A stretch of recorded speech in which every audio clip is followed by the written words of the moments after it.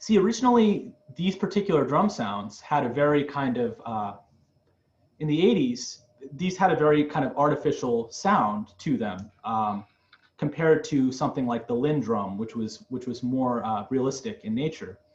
But it's one of those things where people kind of just jumped with it, and they just made cool things regardless of the fact that it wasn't necessarily the most realistic. That wasn't necessarily the thing that they really cared about. It just made kind of cool music as a result. So I guess I can show you these 4 different drum machines just side by side, the 606 all the way through the 909, just to kind of get a sense for how they all sound.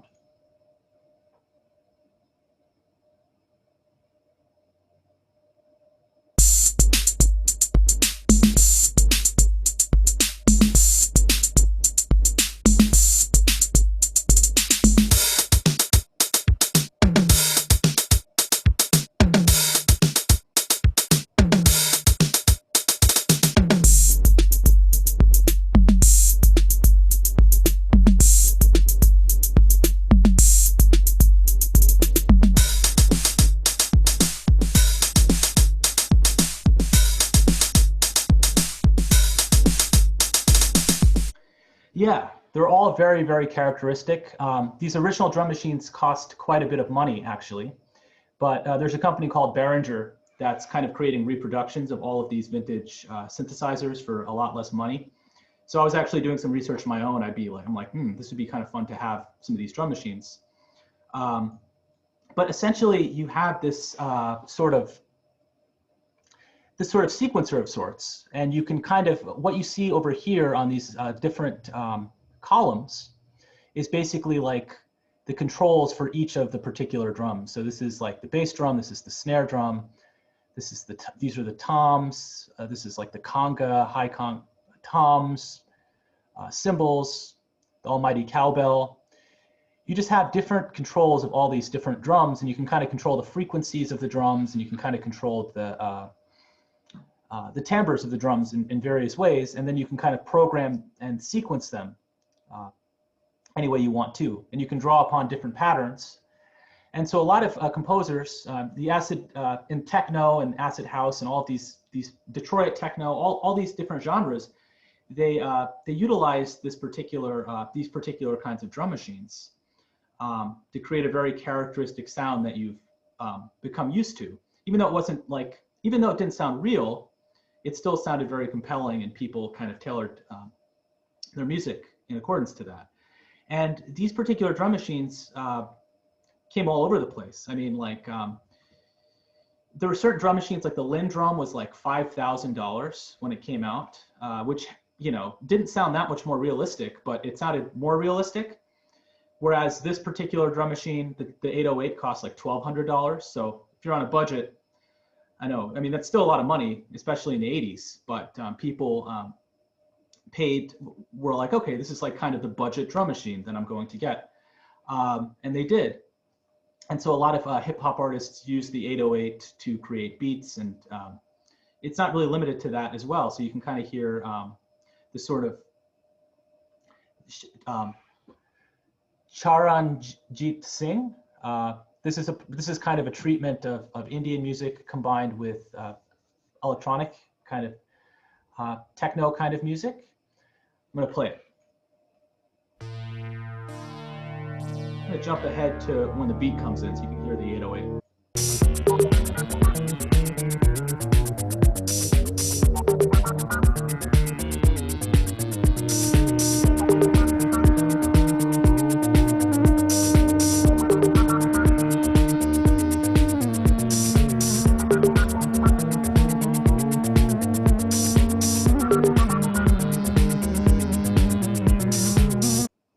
There's something very nice and very characteristic about it. There are a bunch of legendary tracks that have been made with the 808.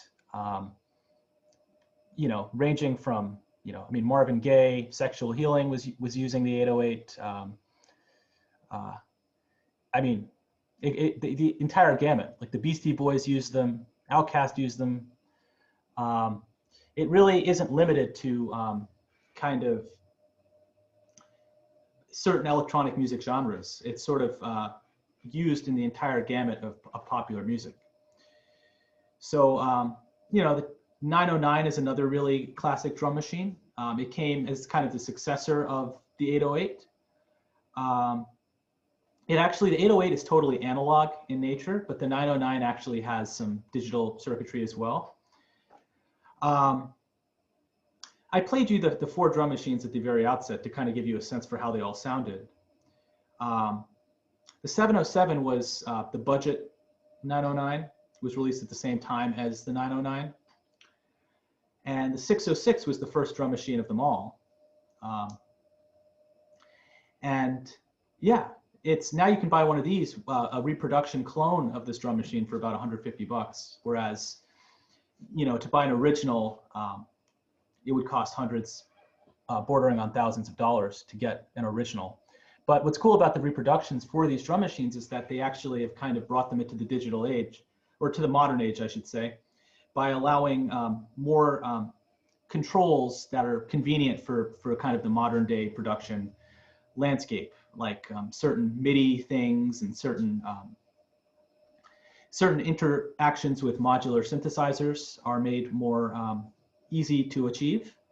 So I think there's an argument to make about getting kind of the modern reproductions of these machines. I can play you a little bit of this.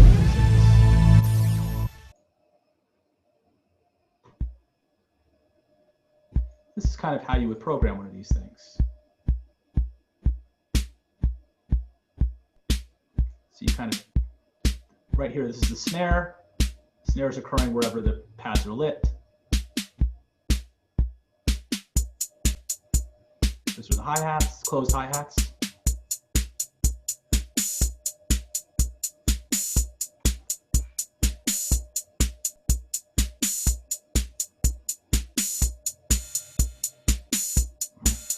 So he's just basically turning that knob to different settings to access the particular sequence for any drum that you'd like. So in all in all, it looks like a lot of fun. So when you're in Ableton, you actually have, you know, for instance, if I open up the 909 core kit, you actually have certain controls that are available to you that would kind of make you feel almost like you're working with one of those actual physical devices. You know, you can actually adjust the tone of the particular drums, which is kind of cool. So what I kind of simulated in my track was this idea, this kind of 303 drum machine. So I can show you how this, sorry, not a drum machine, a bass machine. So I can show you what that's, just like you can sequence drum patterns, you can also sequence bass. So let's see, I think it's 303 bass machine.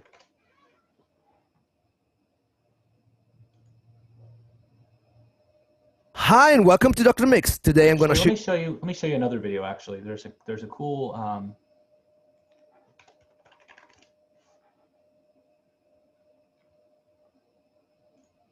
this one right here.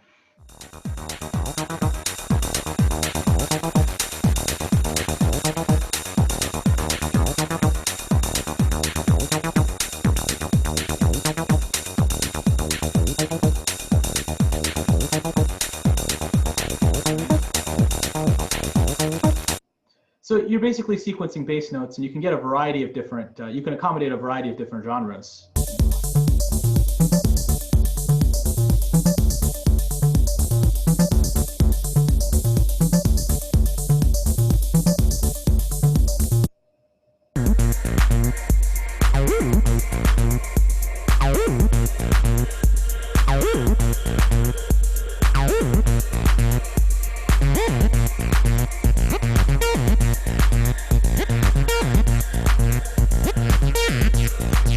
So what you have here is sort of some controls regarding the resonance of a filter that you're applying over the sound, and also the filter cutoff frequency.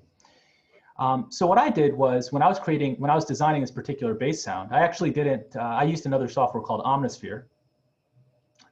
But what I did was I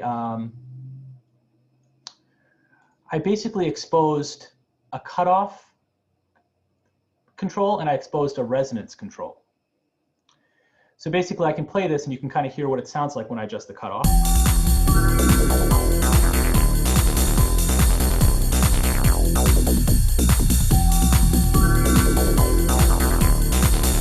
Right? It kind of opens up the sound, right? You're actually letting some of the higher frequencies. We've talked about filters, so it should kind of hopefully make sense that I'm basically allowing more of the high frequencies to come in as I turn this knob clockwise, right?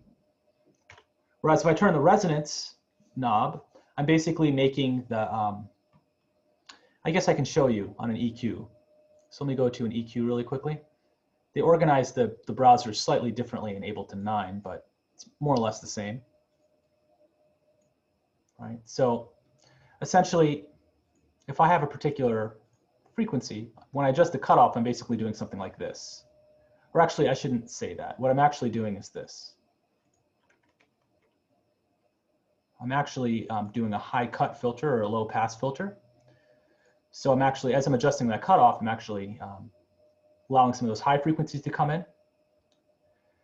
The resonance knob, as I adjust the resonance knob, basically it's how steep this filter slope is. So if it's less steep, or if it's shallower, I'm going to allow more, it's going to affect more frequencies, and like one frequency won't be more, it'll be less emphasized. But if I actually make the resonance more steep, certain frequencies will be more emphasized. So you can see like these particular frequencies will be highly emphasized as I'm sweeping this filter, right? Because these particular frequencies are made louder relative to all the other ones next to them, right? So for instance, just to give you an idea, you can kind of see how this looks on an EQ as I'm playing around with this.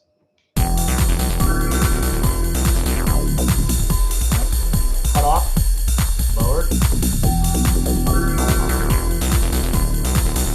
raised, right?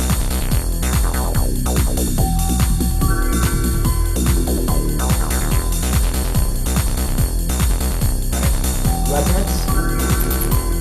You see how that peak appeared? And as I sweep it, as I lower the resonance, the peak will get shorter.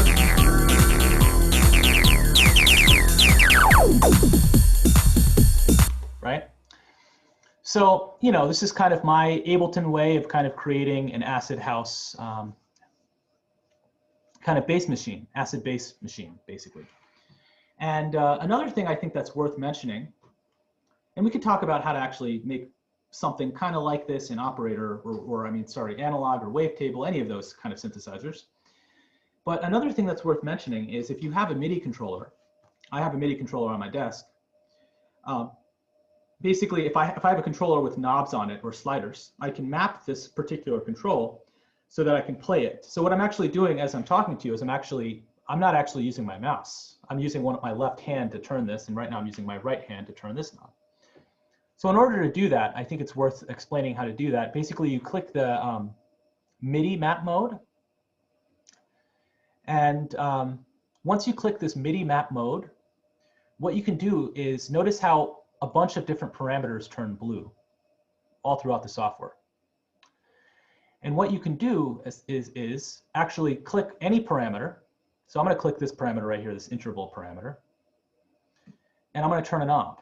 And notice how as soon as I turn a knob, a little mapping appears. And then you can actually see the mapping over here. So it's basically saying, for this device, for this track bass, for this device beat repeat, for this parameter interval, I'm using this control to control it.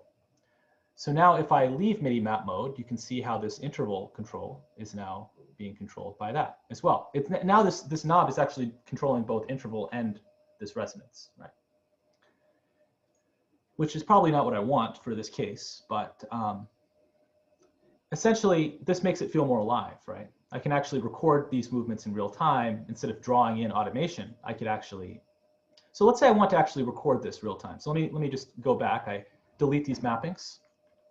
I'm going to go to MIDI map mode, and I'm going to set this cutoff to be this knob, and I'm going to set this resonance to be this knob.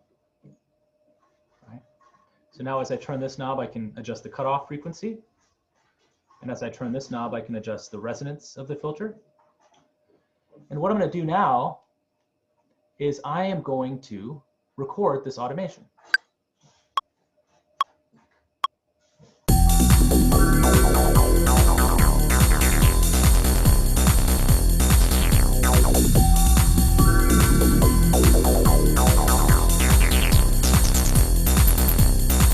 If I did it correctly, it should work. Let's see if we can actually see the movements.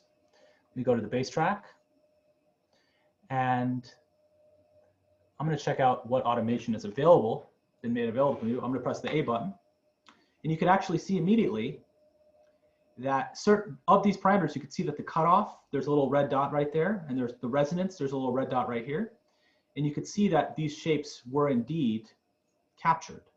So if I play this back,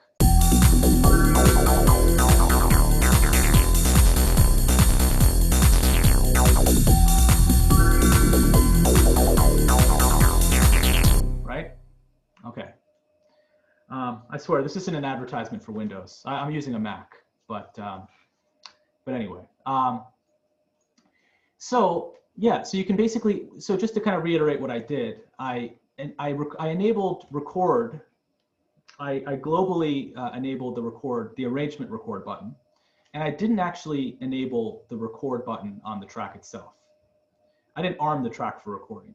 All I had to do was basically press record, and then I could actually basically record the controls that way.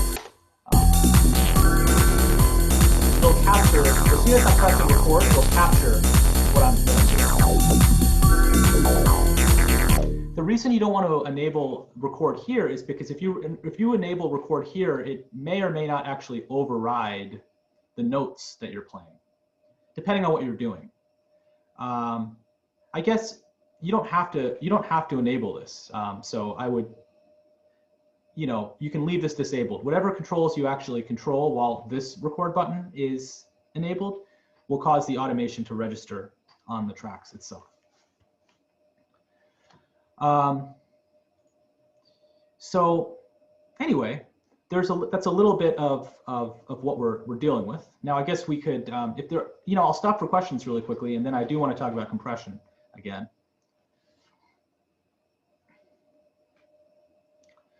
Okay. So let's talk about compression. We're going to get to sidechain compression, but I just want to quickly give you an idea, just a quick revisit of compression. So I'm going to go to audio effects, and I'm going to type in compressor.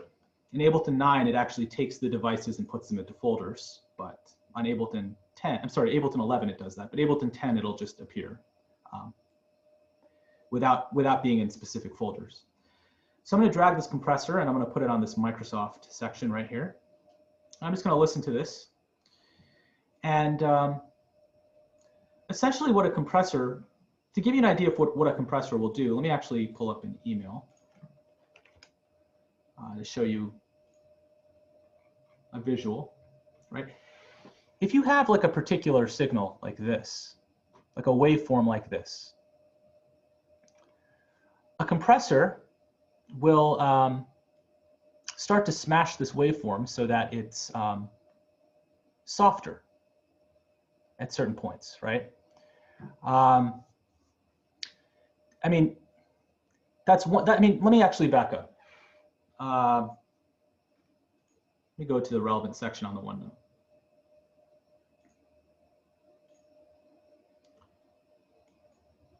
In fact, let me just pull this up so you can get an idea one more time. It's important to understand this before you understand sidechain compression, otherwise you'll get a little confused, right? So, I mean, I guess one thing that a compressor is trying to do is trying to kind of level out the dynamic, right? If you have a bunch of different dynamics going on, the compressor is trying to basically even it all out. So the threshold basically is the point at which things start getting leveled out, right? So it's the level at which the compressor becomes activated. So for instance, if this graph right here is showing you kind of like the volume of a signal, by lowering this line, you're actually seeing the points in the signal that are louder than that point, right? And the compressor basically acts, a downward compressor basically acts on the signal by making those points that are louder than this point softer, thereby evening out the signal, right? So remember, the end result is to try to get a more regulated signal that's less dynamic. You want to kind of reduce the dynamic range. And one way of doing that is by making the louder part softer. So anything that's louder than this line is made softer, right? And then the ratio is basically determining how much softer does the signal become when it crosses the threshold. And that's another thing that you can think about, right? Does the signal become a little softer when it crosses the threshold, or does it become a lot softer when it crosses the threshold? And this is the threshold right here, and this is the ratio right here. Right? So anything crossing this threshold at a 1-to-1 ratio, if the 1-to-1 ratio is there, it'll be just as loud as it was before it entered the compressor. Because for every decibel that goes in, a decibel comes out. It's 100% as loud as it was before. Whereas with a ratio of 2-to-1, any signal that comes in above the threshold will be 1/2 as loud as when it came into the compressor. Right? So for every 2 decibels that comes in, 1 decibel comes out. In other words, it's 1/2 as loud. Any signal that's above this threshold is 1/2 as loud as it was before it came into the compressor. And 4-to-1, similar principle. It's any signal that's above this threshold will be 1/4 as loud after hitting the compressor as it was before coming into the compressor.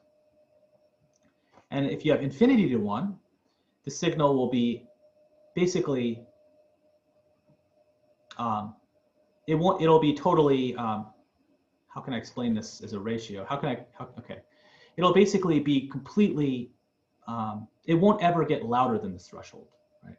So if you have infinity to 1, anything that goes above this threshold will never register as being louder than this threshold. It'll just, this is basically a brick wall. So this is at this threshold, when you're kind of approaching thresholds like 10-to-1 and beyond, it's basically a limiter. So if you have a limiter that's this extreme, it's called a brick wall limiter, because it's basically a brick wall. As soon as you approach this line, it's like, doesn't matter how loud you are, you're never going to be getting past this particular point. It's signal that's louder than this threshold will never get through the compressor.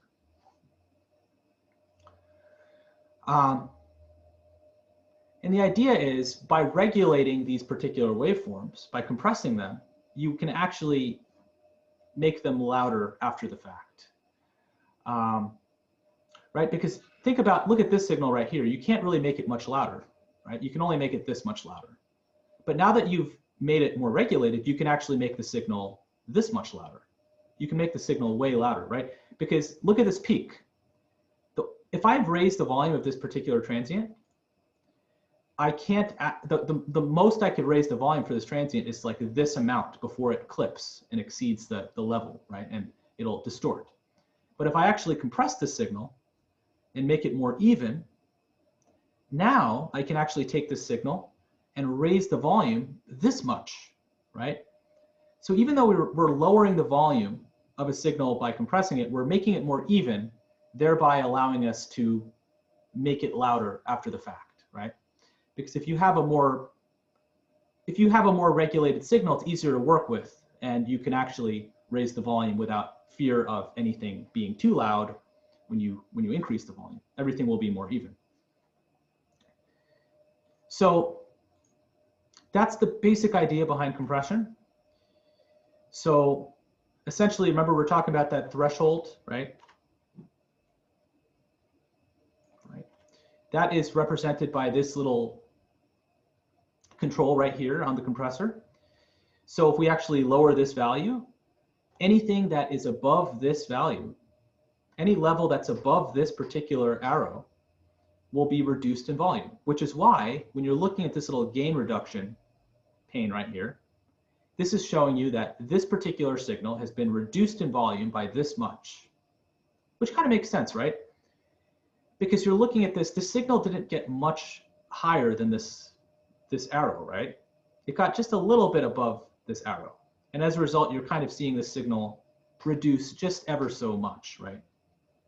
So let me ask you this, what would happen if I lowered this threshold even lower?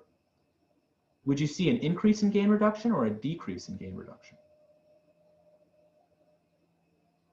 So I'm going to lower this value, this threshold, even lower. That means, would you expect more signal? Let's actually just look at it. Let's do it. So I've got my Windows theme right here. Ooh, Ableton 11 is open at the same time as Ableton 10. I'm going to turn off makeup gain. I'm going to play just the opening sound.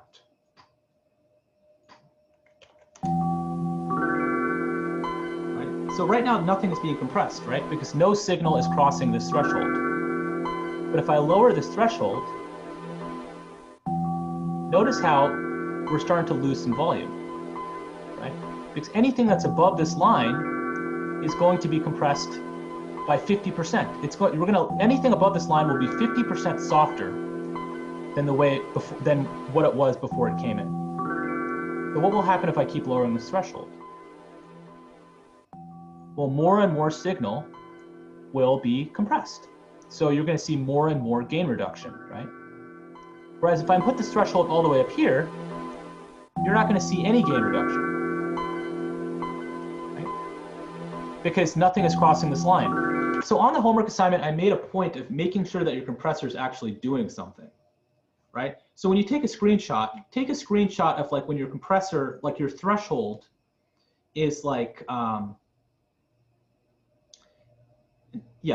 basically where your threshold is actually doing something. Like if you throw a compressor on here and your threshold's all the way up here, you're not actually using the compressor at all. Right? That reminds me, I'll put up the homework assignment shortly after class.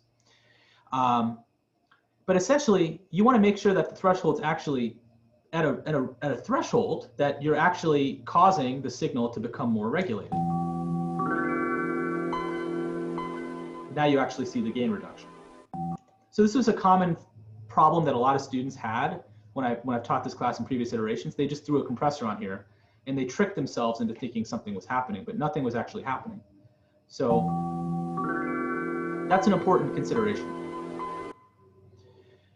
Another thing to keep in mind, remember we talked about the ratio, is how much compression are we going to impart on a signal when signals cross this threshold. And so if we increase it, this will cause more compression to occur. So if we make this ratio 4:1, that means any signal that crosses this threshold will be 25% as loud as it was, 1/4 as loud as it was before it came into the compressor.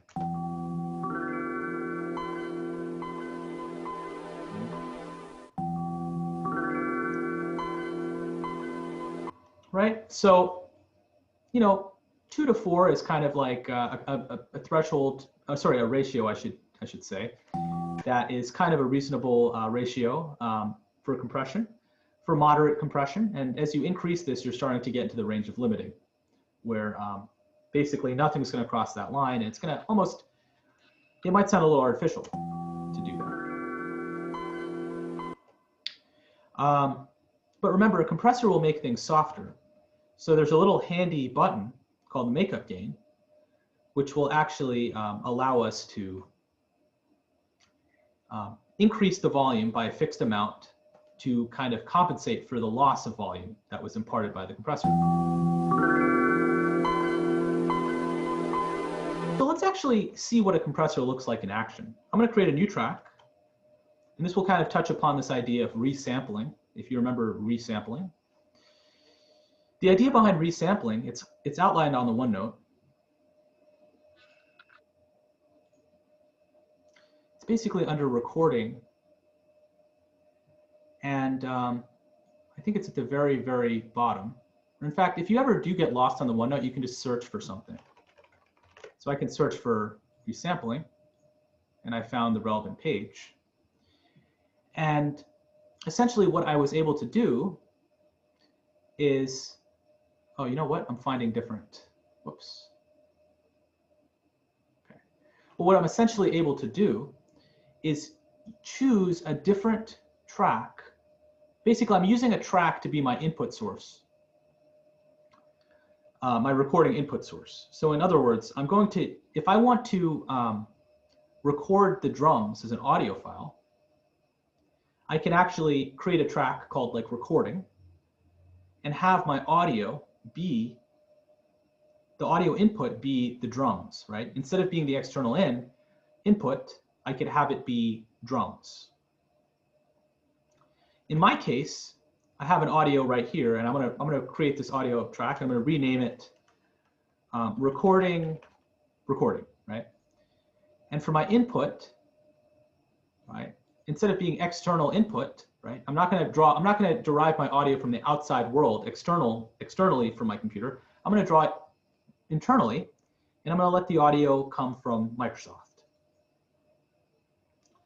So now what I'm gonna do is, when I'm actually recording, I'm gonna record what's coming out of this track once it's been compressed, and you're gonna see what the waveform looks like, right? So I'm gonna do something really dramatic, just to see how it sounds when it's really, really compressed.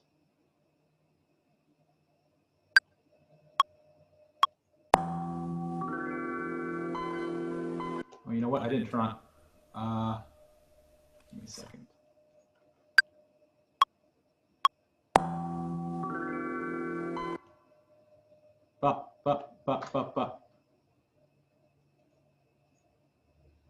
Okay, let me try this again.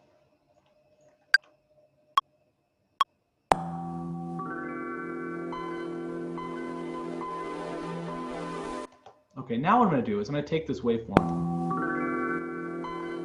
I'm gonna blow it up now. Okay, I've got this waveform. I'm gonna make it bigger. Look at this waveform compared to this waveform. Do you see how this waveform, once it's been compressed, once the sound has been compressed, it's kind of a more regulated waveform, right? Over here, you kind of see the sound is loud here, then it gets softer here. The compressor is basically making the sound more even all throughout. So let's listen to the two versions.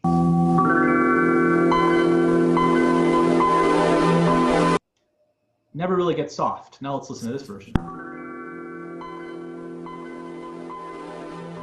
Right? So that, in a nutshell, is what compression is basically doing. It's more regulating the waveform, right? It's basically making it more even. Now, what I'm going to do, I'm kind of hearing myself echo for some reason. I don't know if anyone else can hear that. We can hear that. Huh. I think it's probably because of this. Okay, I think it's better now. I was monitoring audio out of this track. It was on auto.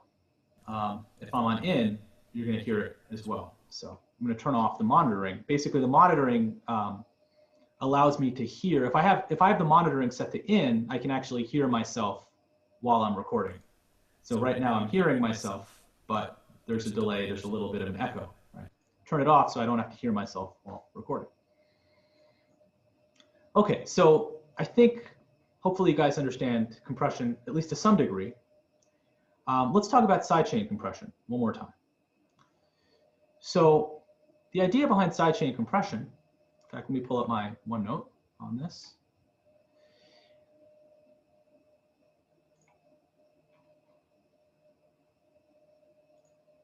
Right? So when you're using compression, normally the compressor is reacting to the input that's on that channel.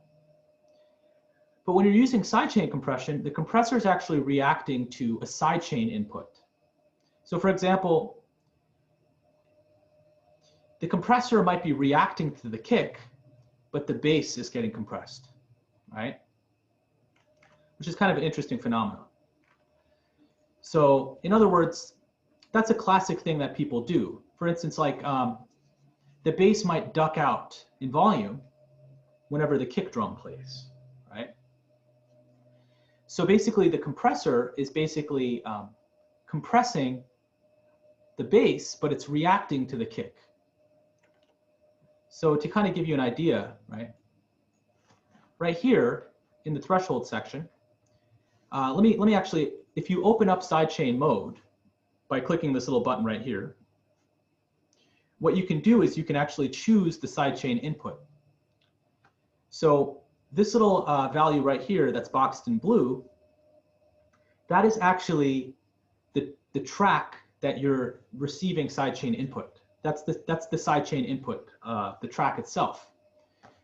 This little box in green is like the individual instrument that's within that track. So for instance, if you are using drums as a sidechain input, there are many drums. Like, which drum do you want to use? Do you want to use the entire drum, like all of the drum sounds, or do you want to use a specific drum? Do you want to use the snare drum or the bass drum or the hi-hat, right? So let's see how this works. I'm going to go to this bass track, and I am going to compress the bass, right? So I want to duck the bass sound out at certain intervals of time. So I'm going to throw a compressor on this track. I'm going to get rid of this EQ. I'm going to get rid of this beat repeat. Wasn't using it. And like I showed you, I have to engage this sidechain toggle, right? So now I've got this sidechain toggle, and I have to turn on the sidechain input. So now this compressor, once I click this button, the compressor is no longer reacting. This threshold is no longer reacting to this bass signal. It's reacting to another signal. So that signal I can choose right here. So what I'm going to do is I'm going to choose, I guess what I'll do is I'll choose my 909 kit, right? That was the drum kit that had the particular kick drums that I cared about. And I want to choose, there's all kinds of drums here. This is a little overwhelming. There's all kinds of drums that I could use as my sidechain input. By default, it's choosing all of the drums, but I want to only use a specific drum. So what you see, let's unpack what's going on here. You see basically the drum kit itself, the 909 core kit, and then you see the individual drum, the bass drum. And then you see pre-effects, post-effects, post-mixer. And what this essentially means is you could bring in the bass drum before it's been affected by any kind of effect processing. You could bring in the bass drum after it's been affected by effects, or you could bring in the bass drum after the mixer itself. So for instance, what that means is if I'm adjusting the volume, like if it's post-mixer, what that means is if I adjust the volume of that particular bass drum, like if I go to the bass drum itself and I adjust the volume, that will affect the amount of level that is being sent to that other track. So if I'm on post mixer, this is something they call post fader, which means that, yes, affecting this amount will affect how much of this bass drum is being sidechained into the other track. I wouldn't hurt your brain too much thinking about this. It's not that essential for what we're trying to do right now. So in reality, when we're trying to sidechain the kick to the bass, the bass to the kick, it doesn't really matter which mode we choose, to be honest. We just have to find the right drum. So remember, I'm on the compressor, I'm on the bass track itself, right? I want to compress the bass. I'm going to go to the compressor on that bass track. I'm going to expose the sidechain controls. I turn on sidechain. I chose the drum kit, the 909 kit. And now I want to choose the appropriate drum, which in this case is going to be the bass drum. And I want to make sure, there's actually many bass drums here. I want to make sure I'm choosing the right one. It's pretty easy to tell. It doesn't really matter if I choose pre-effects or post-effects or post-mixer. In this case, I'm just going to choose post-effects. And let's see if it's actually registering. If I actually did it correctly, if I chose the right drum, I should actually see some level appear in this threshold meter. And I should see some level appear in this little meter right here. So So I didn't actually choose it correctly. So what I'm going to do, a simple way to actually make this a little easier is to solo a particular, to loop a particular section. Because there's so many drums here, it's confusing to know which one I actually want to use. But then I can actually see, this is the bass drum I want to use, right? You can see that it's lit up. I erroneously chose this bass drum, but this is the bass drum I want to use, right? And now, right, so what you're actually seeing here is the bass drum.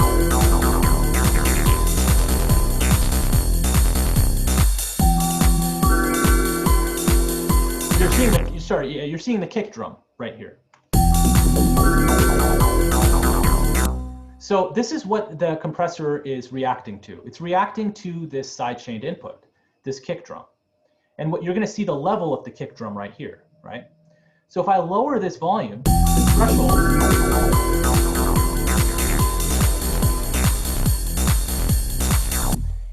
so basically it's compressing, it's reacting to the kick drum signal, but then it's whatever gain reduction happens, it's applying that gain reduction to the main signal, which is the bass track.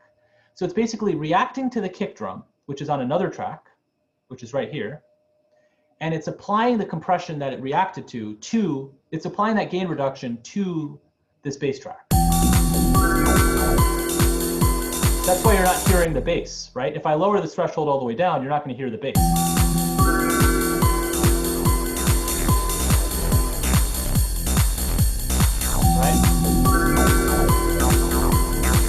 And you get this kind of pumping effect, right? So I kind of like that. Professor, I have two questions. Sure. The first question is, do we always hear the input? For example, like you're taking audio from like the kick, right?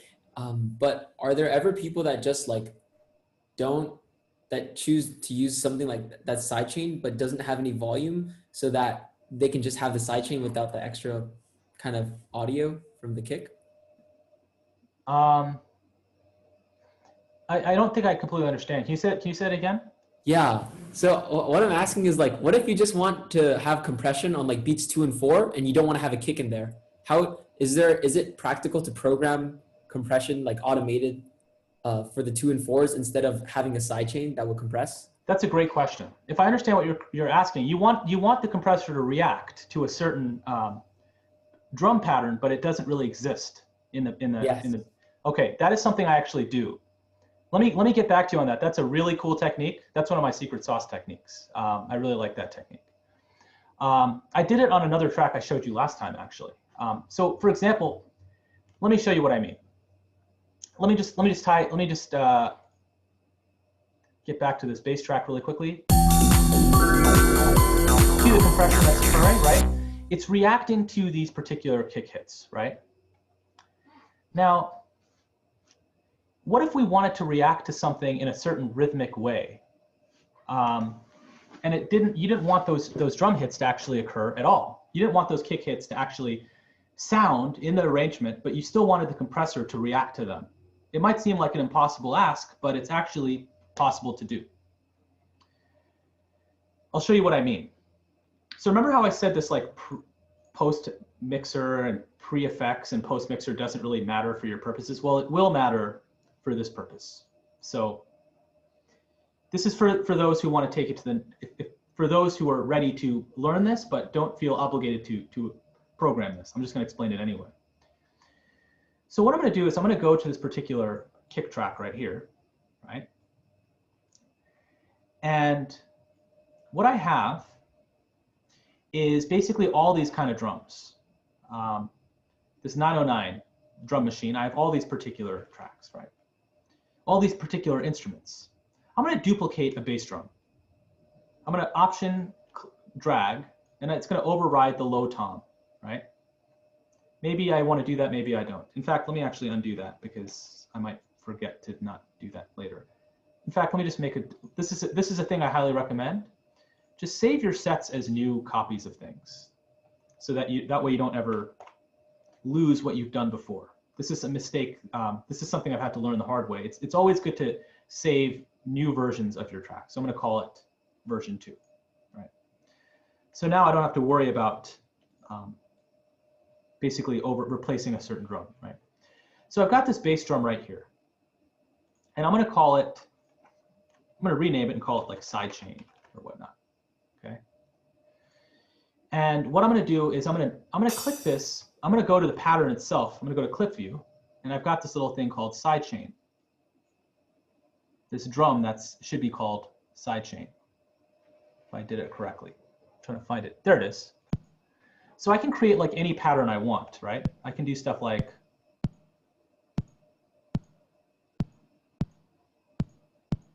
right? So the problem is now you're hearing that particular sound.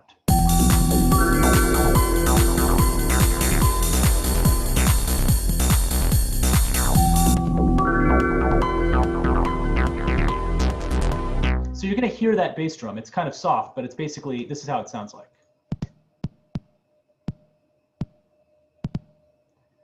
Right? Now here's something that you can do. If I click mute, you won't hear it anymore. But the pattern is still happening, right? So what I could do is I could go back to my bass track, and I could choose the particular track. I could choose sidechain, that little drum hit that we called sidechain, to be the thing that we want to use to trigger the sidechain compression, right? So let me actually loop this particular section. Go to bass.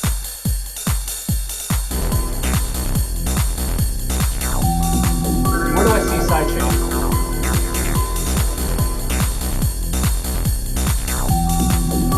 Here it is. Okay, look at this.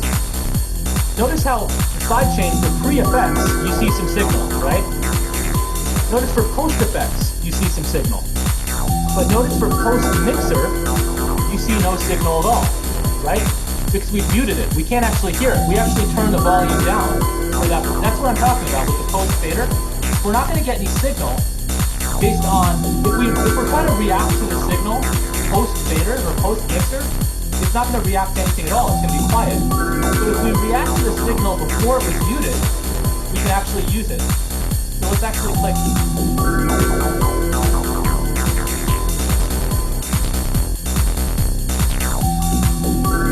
Right? You see what's going on now? It's reacting to that particular pattern of the program. But it's actually, the actual drum hit is not actually being heard. We're only reacting to the drum hit. Pretty amazing, right? It blows the mind. But I know that is a little bit of an advanced move, but it does kind of teach you a little bit about post-mixer and pre-fader and all that stuff. But just to kind of go over that really quickly, just to kind of show you what I did. I created a drum track, right? I used a particular drum instrument. In this case, I called it sidechain, right? I programmed a pattern on that particular instrument. And then I muted it right here. And then after that, I basically used that particular pattern as the, I used that particular drum instrument as my sidechain input. And I made sure that the drum that I chose was not post-mixer. This is being muted after all, right? You want to choose you want to react to that particular sidechain input before it's been muted. That's the name of the game. In fact, it's funny that you bring this up because we haven't talked about gates yet, but I do have a thing. I don't think we're going to get to gates today, but I do actually have an explanation on this regarding gates. You can do a very similar thing with gates, which we haven't talked about, nor do I think we're going to get to today. But but anyway, so that's a way that you can react to input that isn't necessarily being heard, which is kind of a cool thing. Thank you. That was super helpful. Thank you. Yeah, absolutely. And I have one last question. Like on the compressor, like right next to the sidechain in between the EQ, there's like a microphone. Why would we turn that on? Like, That's we just so can- that, like this little headphone right here, that is just so that you can actually hear, that's so you can actually hear what pattern you're sidechaining to.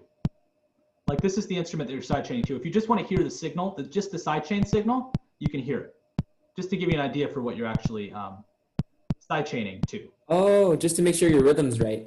Yeah, exactly. You can make sure your rhythm's right. You can make sure the level is right, because to be honest, certain sounds are better at triggering sidechain input.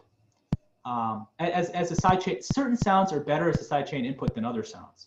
Like things that are kind of percussive in nature, they kind of work nicely because they're quick and like the compressor can react to them, and everything reacts differently. So everything will cause the compressor to react differently. So it's good to kind of get a sense for what you're reacting to. And then the EQ, I guess you can actually, you can apply the compressor to a certain band of frequencies. So,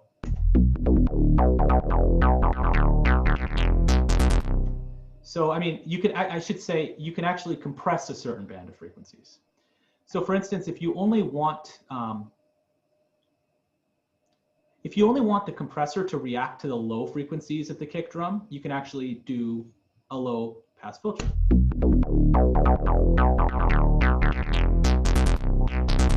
To be honest, this won't have a big effect on what we're talking about right now because kick drums normally have low frequencies anyway, but basically this entire section right here allows you to determine which bands are being compressed, which is kind of going into the realm of multi-band compression, meaning like you can compress certain parts of your frequency range in certain ways. And so for instance, if you only want to compress the mids, you could set this filter shape, right? If you only want to compress the lows, you can set this filter shape. If you only want to compress the highs, you can set this filter shape, right? Okay. Compressed. I think you guys might be saturated with knowledge about compression, which, but you aren't. Did someone want to say something? Yeah. Wait. So the EQ is what bands, like what frequencies are compressed, and not what frequencies are input from the sidechain? So basically, it depends on what mode you're on. If sidechain mode is off, this will basically determine what frequencies are compressed. Okay. If sidechain mode is on, it'll basically determine what frequencies the compressor reacts to from the sidechain input. Okay, that makes sense. Yeah. I was gonna say the one use I've had for the headphones is if you have a drum sample rather than just a kick, like where you can't choose necessarily just for it to react to the kick, you can make it react to just the kick by EQing the low. Yeah, absolutely. That's a great point. So yeah, if you had like a complete, like if you couldn't disambiguate your drums for whatever reason, if you had like a sample with everything contained, you could just filter out all of the high frequencies, and that way you're only reacting to the low frequencies, the kick drum. That's a great use. I hadn't thought about that. That's really cool. Wait, so I have a question that stems from that. So this means like the EQ and the sidechain can be connected, but if the EQ is just turned on by itself, then it's just affecting the output of the compressed signal? No, the EQ actually has nothing to do with the output. The EQ has to do with the input. Whatever, it's basically a signal that's being input to the compressor.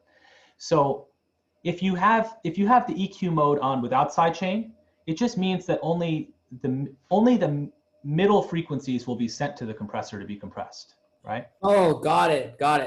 Thank you. If you have sidechain on, only the middle frequencies will be sent to the side. Only the middle frequencies, the sidechain input, will be sent to be compressed. Yeah. So it has nothing to do with the output. It has only to do with the input.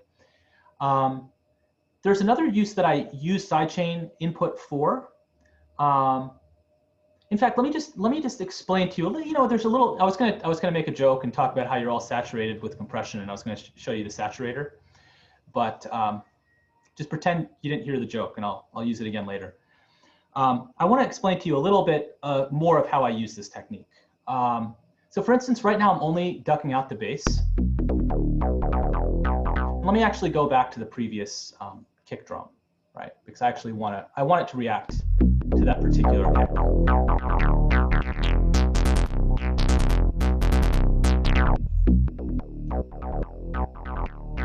Okay, what I like doing is right now only the bass is kind of undulating.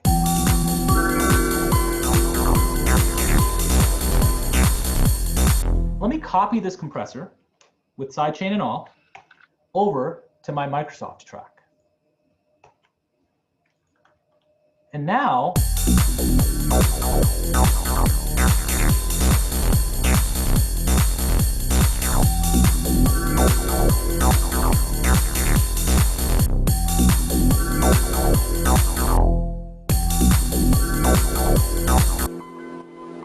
now this is pulsating too.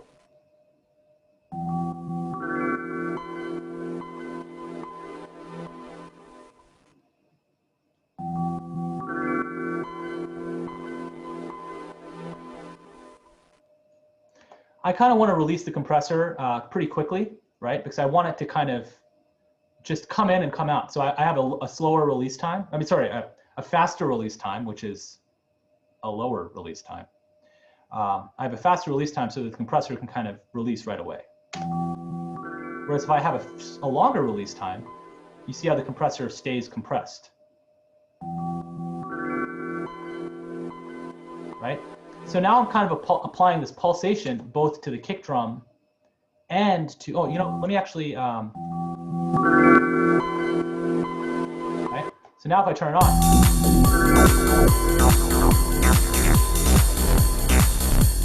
it gives it a little bit more motion, right? There's a complementary relationship now between the kick drum and these other elements, you know? So I like copying what I've created on one track and pasting it to other tracks.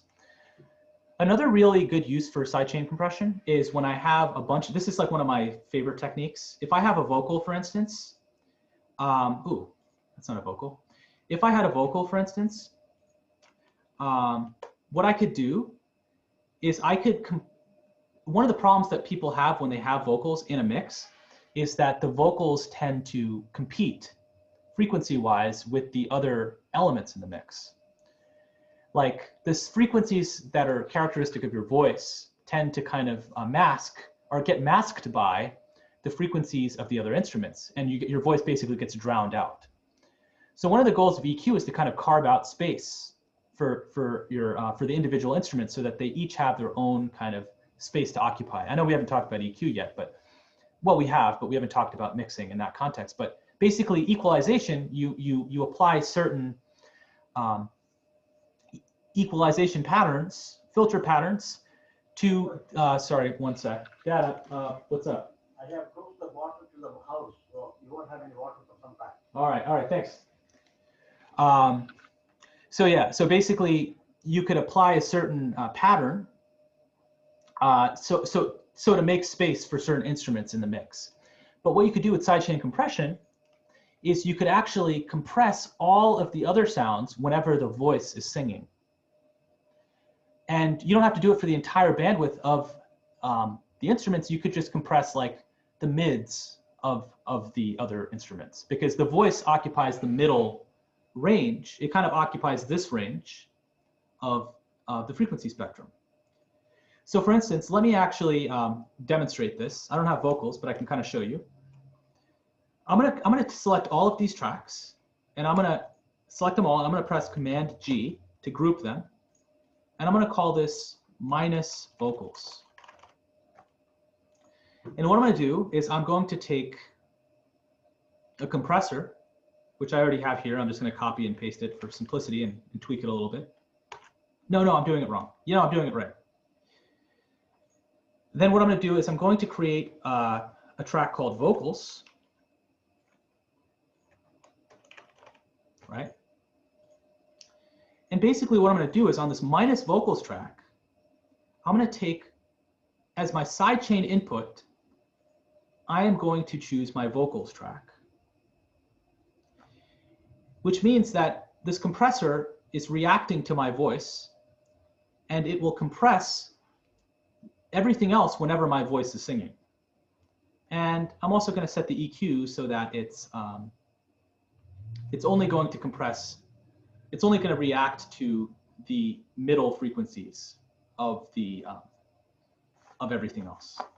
Why would you make it the middle frequencies and not just everything? You could make it everything, but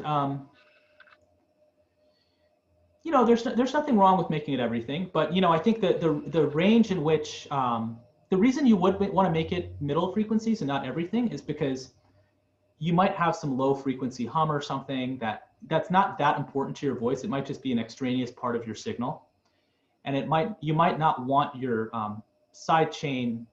You might not want the compressor to react to those kind of low frequencies because it's not essential for the character of your voice, right? There's certain parts of your voice that are really essential, that like the mid range is like where the voice kind of sits. That's like what you need to unmask. That's like in terms of privileging the frequencies to unmask the most, it's kind of that mid-range set of frequencies. So that's one reason why you'd want to. I mean, if you mix this correctly, you don't necessarily have to do too much with this compression anyway, but it's just something to think about. So for instance, let me just I'm not gonna think of anything too profound right now. I'm just gonna sing something, turn up the reverb for good measure. La, la, la, la. Let me turn up my gain on my preamp. Okay, let's see how this works. Oh, it's super loud. Why is it super loud?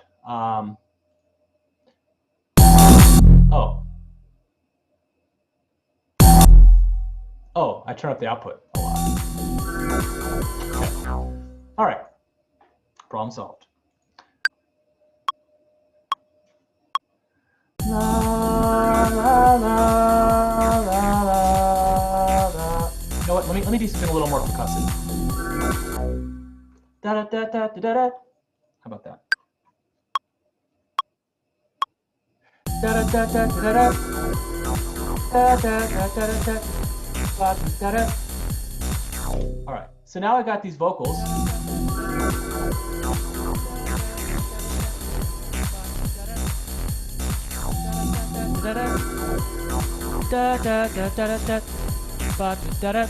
Okay, here's something I just want to tell you on a side note really quickly.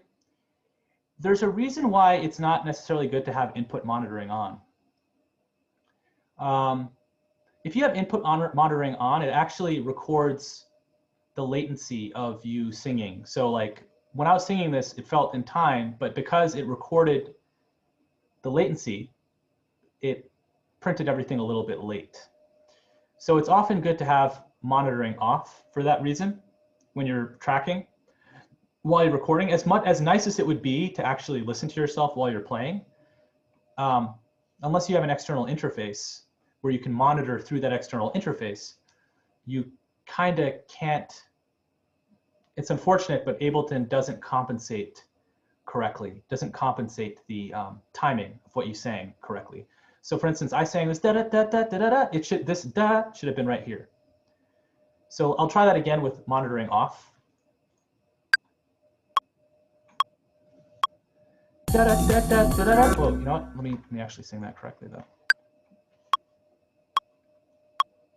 Da da da da da da da. Da da da da da. It's a little bit better. There's still a little bit of latency, but that might be attributable to my buffer size, which is pretty large. So if I lower my buffer size to 64 samples, which is really, really short, I do that same thing. And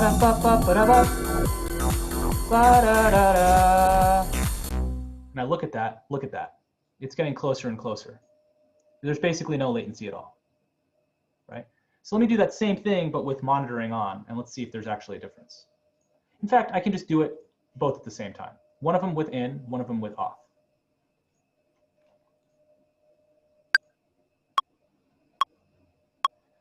Okay,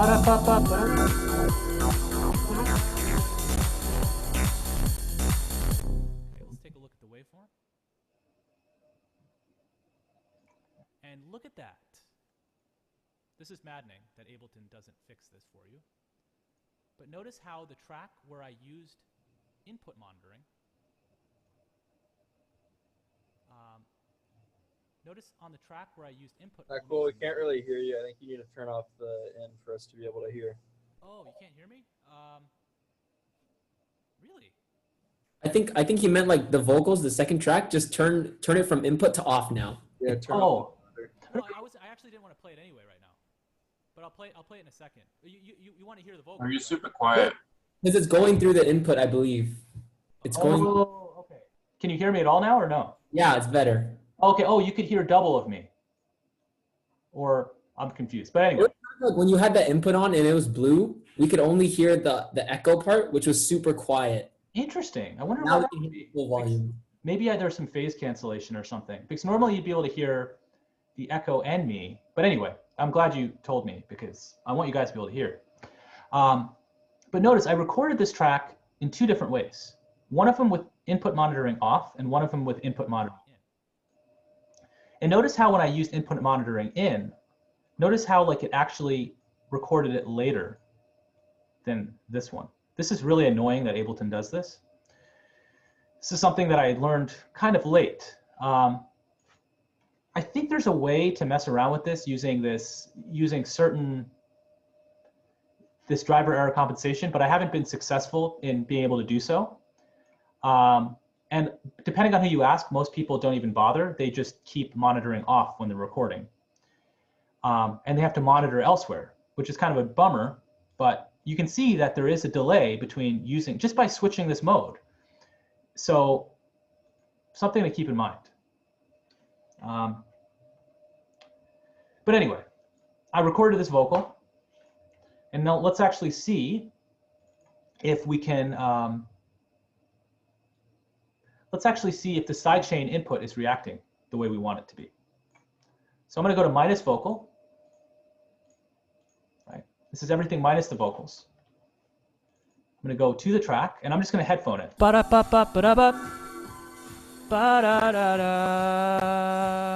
Right? Pretty profound stuff I sang there, right? So basically, what I have right there, you can see that as I'm singing, there's some gain reduction. Right? So if I hear it in the mix, it actually kind of makes space for it, right?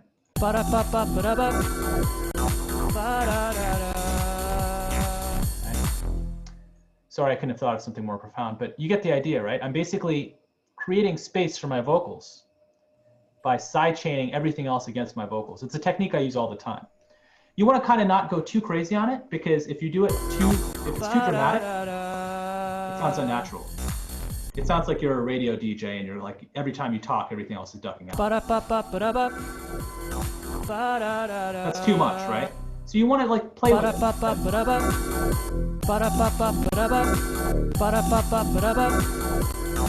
It shouldn't, I'm gonna increase the buffer size. By the way, the reason you don't want the buffer size to be low, too low, is because when you're playing back, your system can't handle it. So raise it. So you want to mess around with this threshold so it's not too dramatic. Like when we were doing the sidechain compression with the bass and the kick, we wanted it to be kind of this seesawing kind of almost like nauseous effect of something coming in and coming out and coming in and out. You don't want that for your vocals. You don't want it to feel like you're a radio DJ and every time you talk, like the music cuts out. You don't want that. You just want it to be kind of subtle and small. So adjust the threshold accordingly.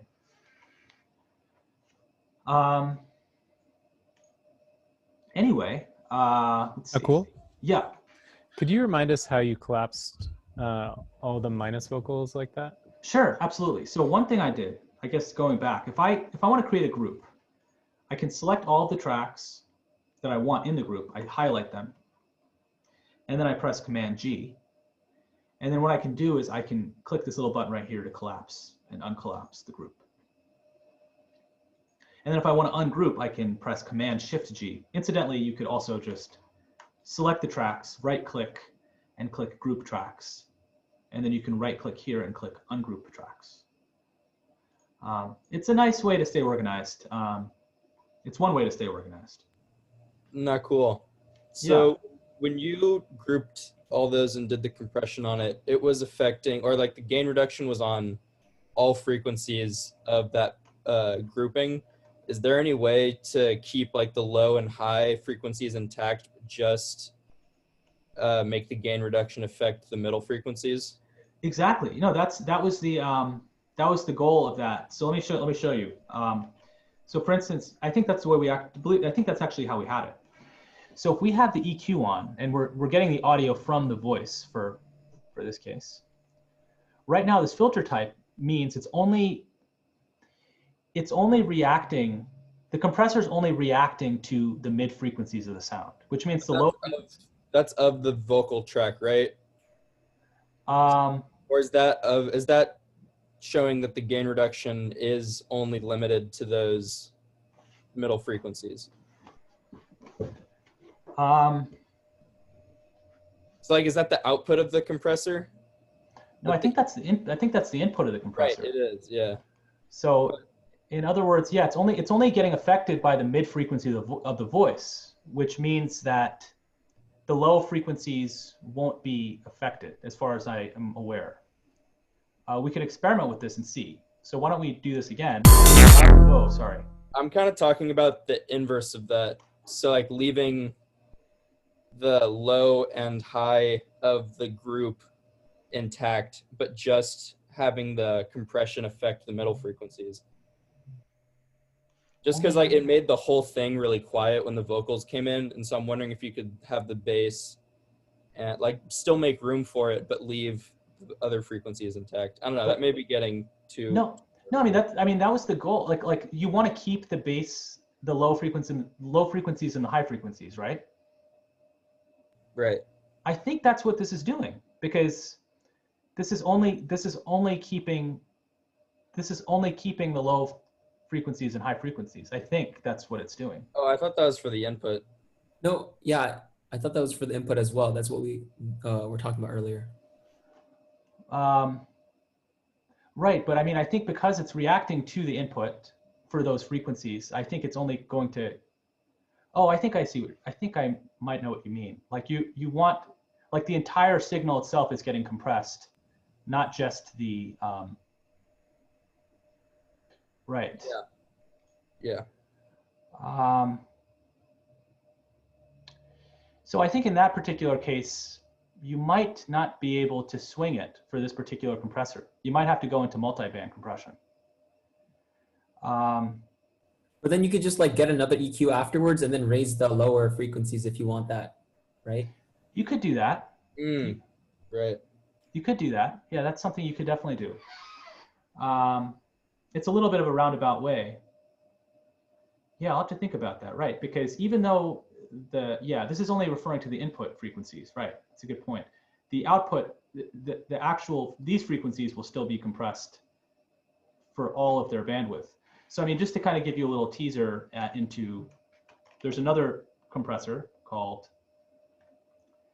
let's see, that's a very good point. Let's see.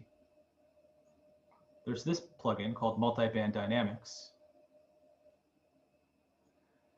You know, one of these things, okay, we haven't talked about audio effect racks, but that's probably something that we'll talk about next time. I'll just give you a quick teaser while you're leaving, but if you can create groups of audio effects, and you could have audio effects of, you can have, it gets really, really amazing and beautiful. You can have different audio effects affect different frequency ranges, for instance. So one way I can conceive of doing this is to affect only the mid frequencies. There's a way of doing this, either by using an audio effect rack or by using the multi-band dynamics plugin. But there is a way to achieve what you want to do. And maybe that's a thing that I can talk about next class after Thanksgiving. Let me just make a note of that. Keeping lows and highs of compressed signal,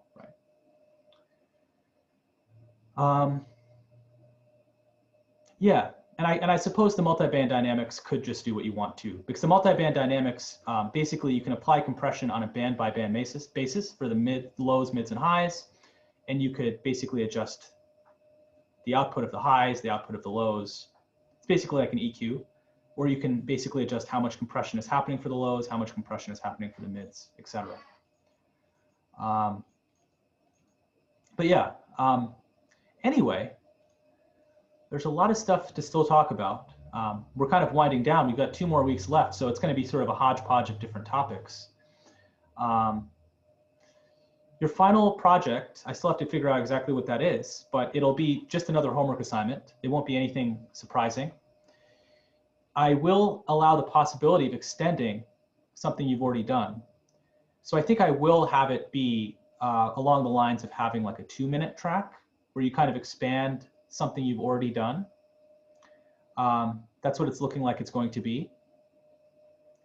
So kind of you can use what you've done in the past. It's just the idea is to kind of finesse what you've done in the past, to kind of develop it further, kind of add some compression, add some EQ, play with the form a little bit.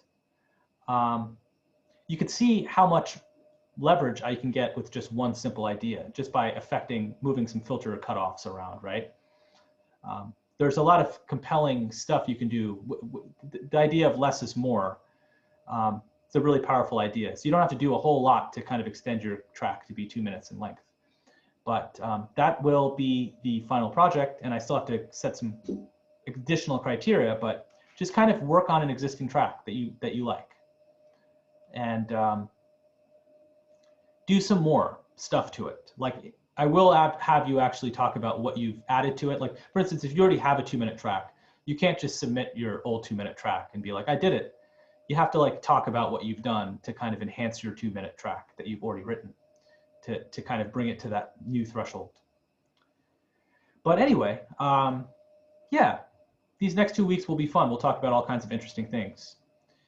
And yeah, if there are no questions, I'm just going to stick around. But before you end class, do you want to announce your performance on Friday? Okay. Yeah. So I will. I'm performing on Keyshawn's Instagram live. So yeah, why don't you put that in the Discord and yeah, no big deal. We're gonna make it on Twitch so you can put your actual music on. Sorry for that. What do you mean? We're gonna put it on Twitch. I'll explain it. So you can use your audio interface and that stuff. Okay, cool. Yeah. Awesome. Yeah, just casual. But yeah. So anyway, any other questions? Will we be sent a link to that Twitch stream? Sure. Yeah, this is, I think that'll be on Discord. So yeah, we'll see how this all works out. This will be interesting. I've never done anything quite like this where it's a live performance over Twitch. So I'm still going to be certainly figuring certain things out. So you can kind of check out my beta. It's going to be different than what I would do at a live show, but it'll be interesting how this all turns out, and I'm looking forward to it. And yeah, so I think that will be put on Discord. Maybe Keyshawn could put that on Discord. And yeah, no pressure. I usually I don't want anyone to feel like compelled to go to it or anything. It's like, you know. But anyway, I guess for those who have to leave right now, happy Thanksgiving. And we can touch base again on Tuesday, I guess, of next week. So just keep making good music.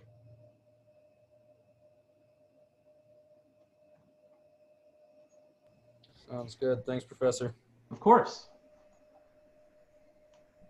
Hey, Nakul, I was going to ask you about the wavetable function. I was messing around with it earlier in class, and I'm actually really happy with what I was able to.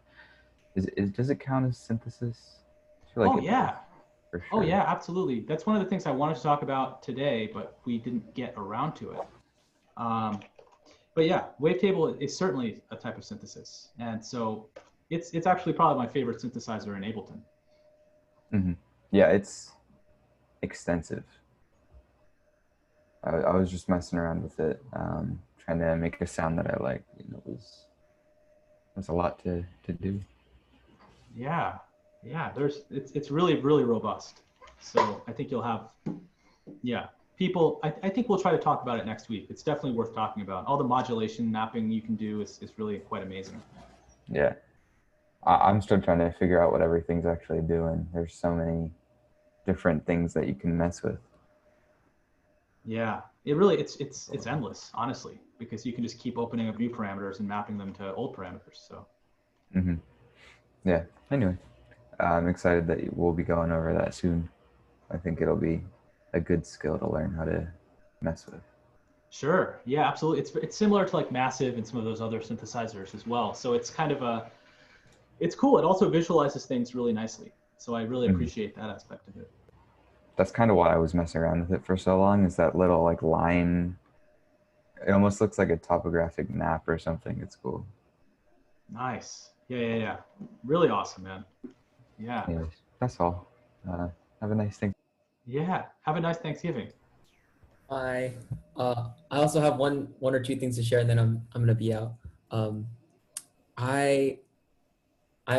doing like in the month of December, like on Friday the 18th, I'm trying to plan a charity live stream, and this is the first. I'm gonna try to have like a compilation of the guests that I've had on before, and I just wanted to let you and Chad and Alex know that if you guys want to perform or if you guys want to check out or be a part of it, then I will send the details soon, because I'm working it out with like my friends so that we can create something that supports charity, probably towards cancer research. Nice. Yeah. That's beautiful, man. Yeah, let me know about that. Yeah, and then the other thing is, I got the bass guitar, so that's all I'm gonna say. So it's like during lecture, so I've been working like with my mentor for the past couple of weeks to afford more music gear, and it's right here. So I'm gonna be checking it out after this. So I'm gonna just say bye and see you guys on next Tuesday. Oh, nice.